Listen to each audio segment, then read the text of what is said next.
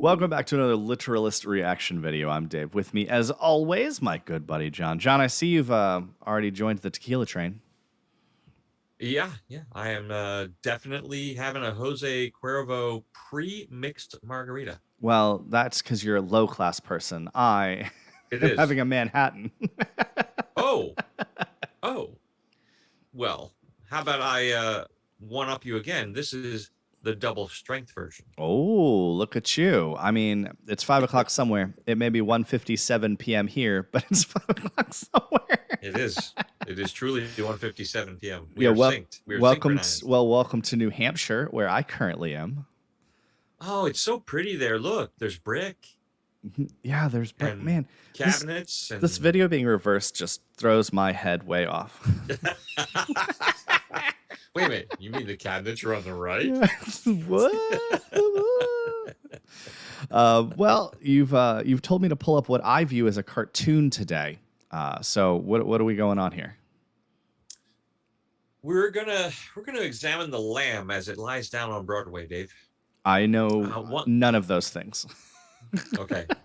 One thing that our viewers who see us as the thinking man's reaction video. That's an expectation I will not promise to live up to.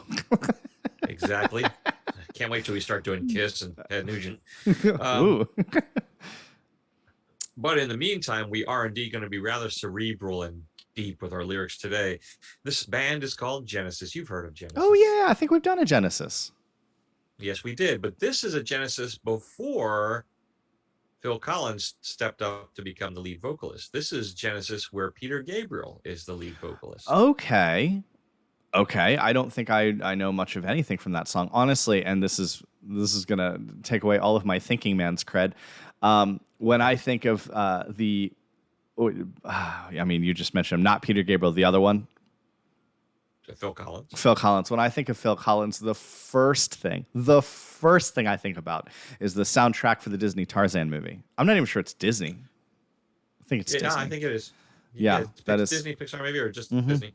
Mm-hmm. Yeah, that says a lot about me, doesn't it? That is my first Phil Collins reference. And I'm sorry, Dave. I'm truly sorry. Yeah. So this will be Phil Collins on drums as the original drummer for Genesis. And Peter Gabriel doing the vocals and a lot of the songwriting, particularly the lyrics. So get ready for another operatic piece. This is a short one, under 5 minutes. Okay. But it definitely has movements, and it's deep and beautiful. I think you'll love it. Excellent. Here we go. I told you it looked like a cartoon.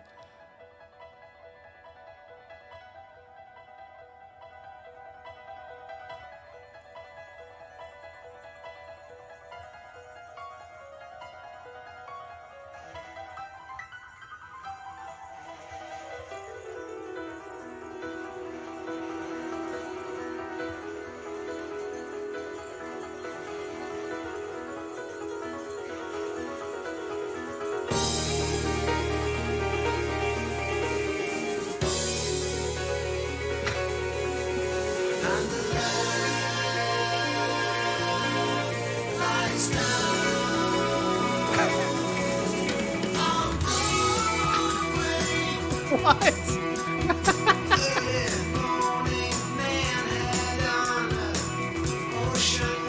Right.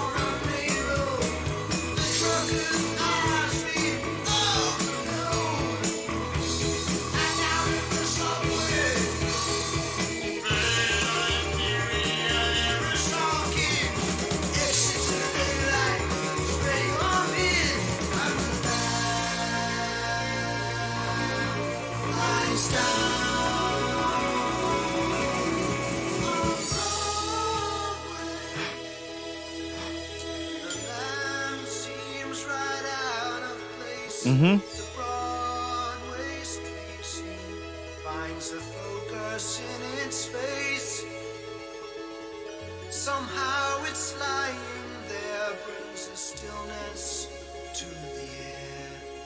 Though man-made light at night is very bright, there's no whitewash victim as the neons dim to the code of white.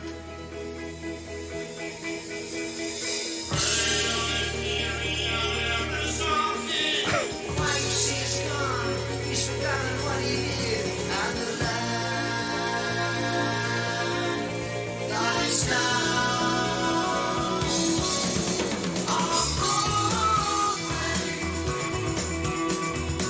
Suzanne tired of work all done, thinks money, neon, neon. Can't man smell the glove, sounds the horn, and the soul elf king spits out his scorn. But now, women, you control your land. Look at me,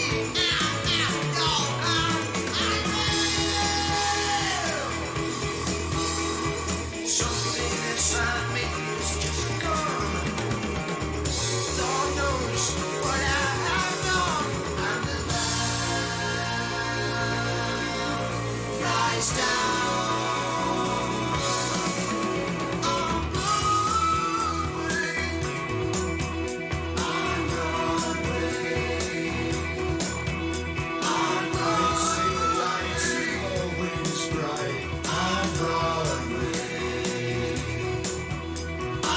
They say there's always magic in the on Broadway. Always bright on Broadway.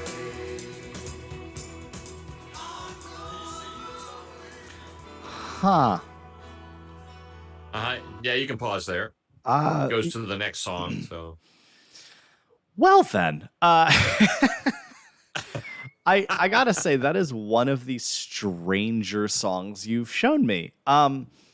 Musically, I'll start there. Musically, song's fun. I could absolutely see this being in a Broadway show, which I could see being the kind of the point of it musically, is that it fits in that environment, in that atmosphere.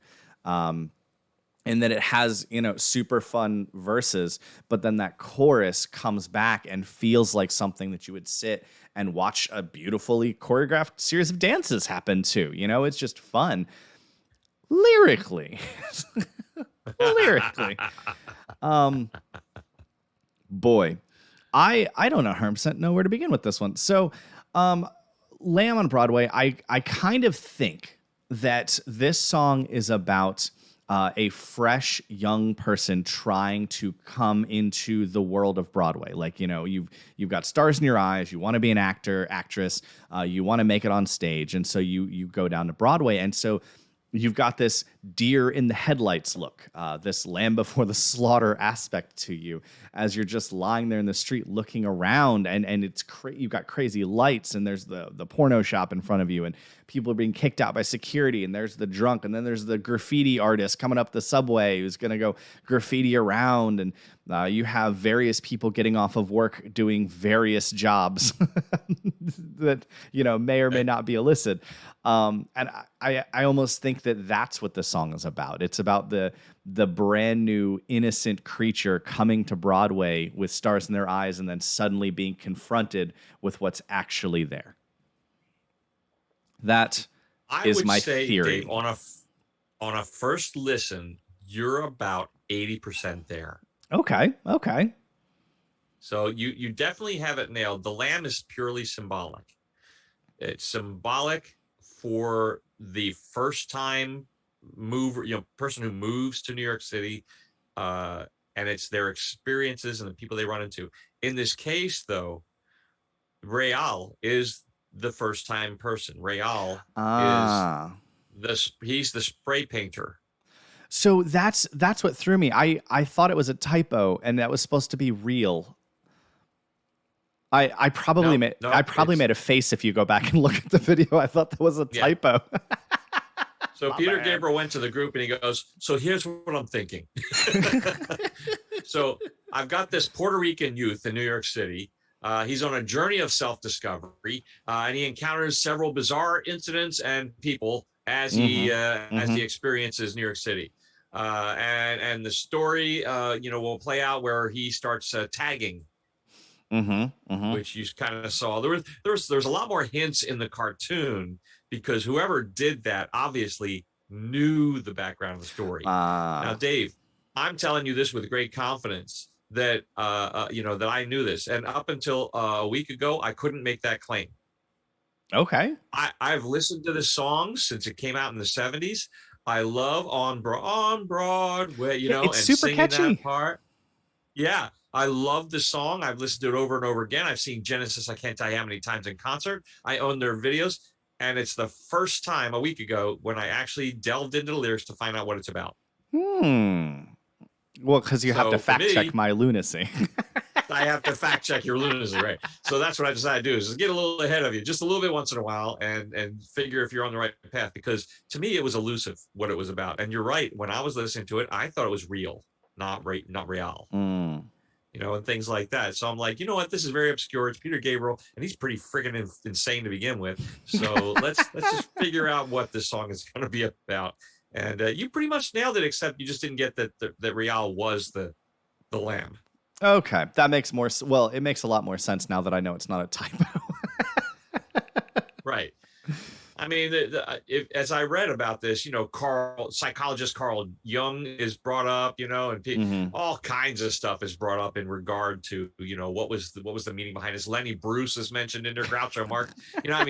There's a little bit of everything in the imagery of this song. And Peter Gabriel, man, he's out there. He is truly out there. And boy, we have got to do some Peter Gabriel solo stuff. Well, I'm down. I mean, out there or not, it was a fun song. Like, it was enjoyable to listen to it, as much as some of the imagery was very unique and strange.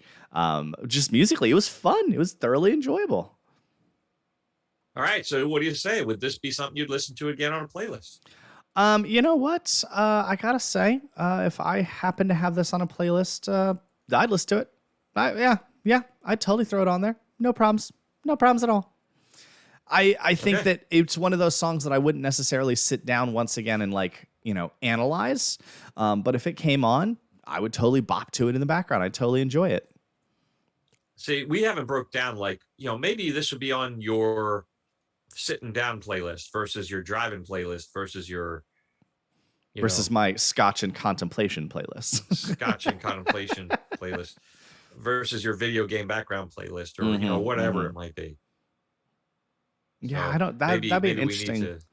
Yeah, I don't know. That'd be a strange distinction, but yeah. Given how many songs you've played me so far, there are definitely some that would go on different styles of playlist.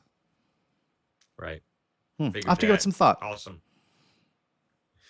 Well, there you go, folks. Genesis is as deep a well as any, really. As deep a well, maybe not quite as deep a well as Rush, but at least as deep a well as Yes and various other artists.